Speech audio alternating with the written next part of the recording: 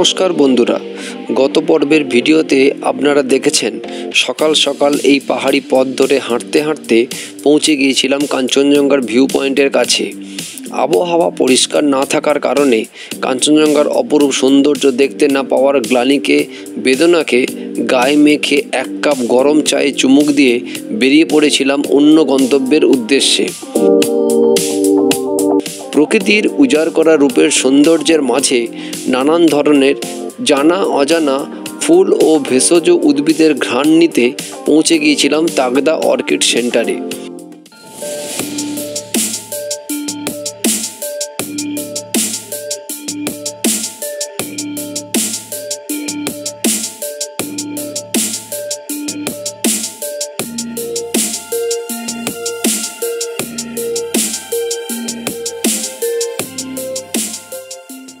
তারপর তিন চুলের দিগন্ত বিস্তৃত ঢেউ খেলানো চা বাগানের মাঝে দাঁড়িয়ে ছবির মতো নৈসর্গিক দৃশ্যের পাশাপাশি মেঘের চাদরে ঢেকে যাওয়া ওই দূরে ঝাপসা প্রকৃতিকে উপলব্ধি করেছিলাম বারে বারে।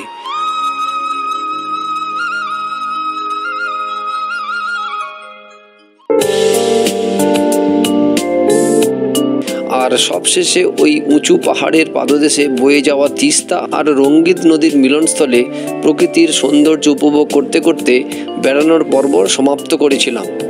আজকের গল্পকে আরও রোমাঞ্চকর করতে চলে এসেছি আমি সায়ন প্রকৃতির ক্যানভাস চ্যানেলে এক নতুন অভিজ্ঞতার গল্প নিয়ে, যেখানে প্রকৃতি ক্ষণে ক্ষণে তার নিজের সৌন্দর্যকে বদলে অন্য এক অজানা জগৎ সৃষ্টি করে। আশা করি আপনারা এতক্ষণে বুঝতে পেরেছেন আমি কোন সেই অজানা জগতের গল্প করব আপনাদের সাথে। তবে চলুন যাওয়া যাক, সঙ্গে থাকুন, দেখতে থাকুন।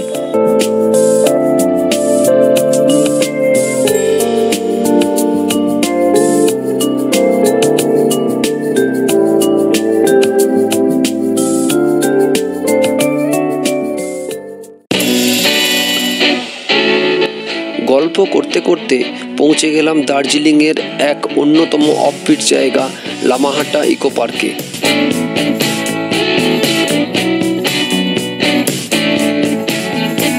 প্রবেশের সামনেই রয়েছে টিকিট কাউন্টার।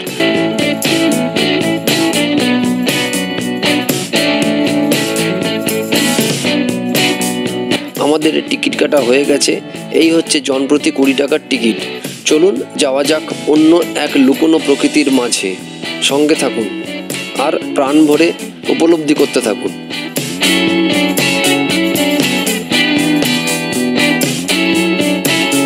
ভেতরে প্রবেশের পর দেখতে পাবেন এরকম সুসজ্জিত ফুল গাছ আর অনন্তকাল ধরে মাটি আঁকড়ে ধরে আকাশপানে তাকিয়ে থাকা সারি সারি লম্বা লম্বা পাইন গাছের জঙ্গল, যা মনকে মুগ্ধ করতে বাধ্য।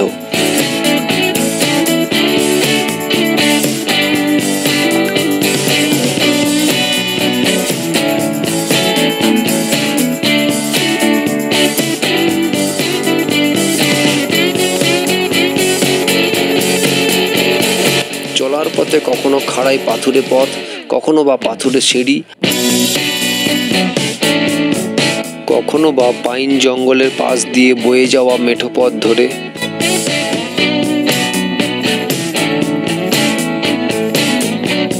আবার কখনো বা গাছের শেকড়কে অবলম্বন করে সিঁড়ি বানিয়ে পথ চলতে চলতে সারিবদ্ধভাবে দাঁড়িয়ে থাকা ওই পাইন গাছগুলোকে উপলব্ধি করছিলাম বারে বারে।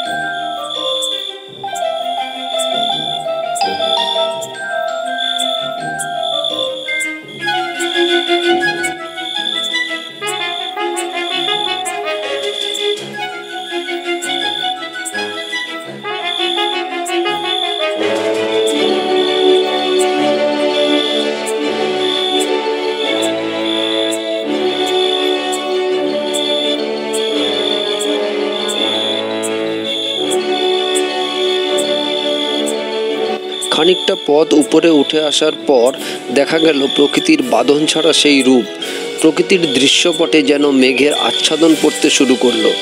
আরও যত উপরে উঠছি একদল ঠান্ডা হাওয়া হঠাৎ করে যেন কোথা থেকে এসে আমাদের জাপটে ধরলো, আর তার সাথে মেঘে ঢাকা পাইনের জঙ্গল যেন লোমহর্ষক করা এক অভাবনীয় আতঙ্ক জড়ানো পরিবেশ তৈরি করলো। চারিদিক থেকে অদ্ভুত এক ঠান্ডা হাওয়া যেন আমাদের গ্রাস করতে লাগলো। প্রকৃতির এই মায়াবী রূপ কারুর কথা শোনে না, কারুর বাধা মানে না।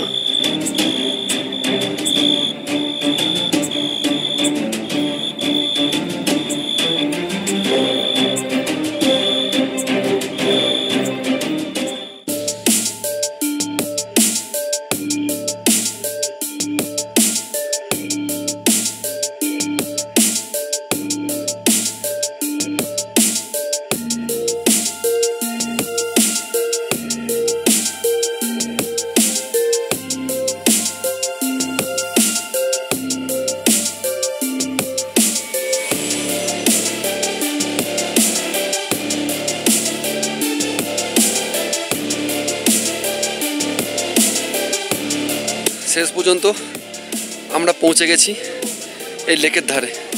চলুন লেকটা দেখাই।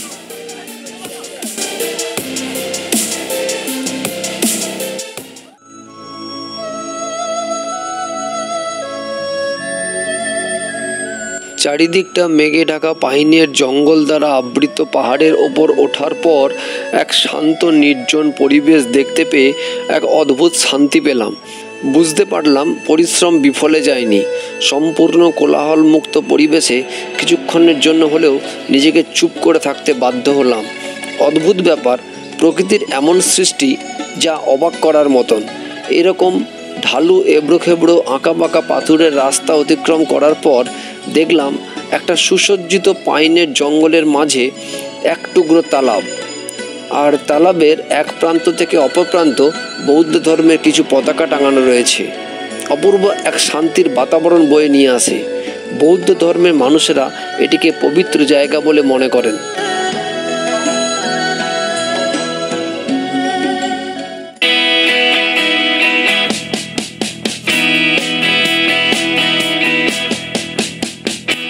বেশ কিছুক্ষণ সময় কাটানোর পর ঠান্ডা অনুভব করায় সময় নষ্ট না করে শান্ত নির্জন কোলাহলমুক্ত পরিবেশকে ক্যামেরার লেন্সে বন্দি করে ফিরে এলাম সেই একই পথ ধরে।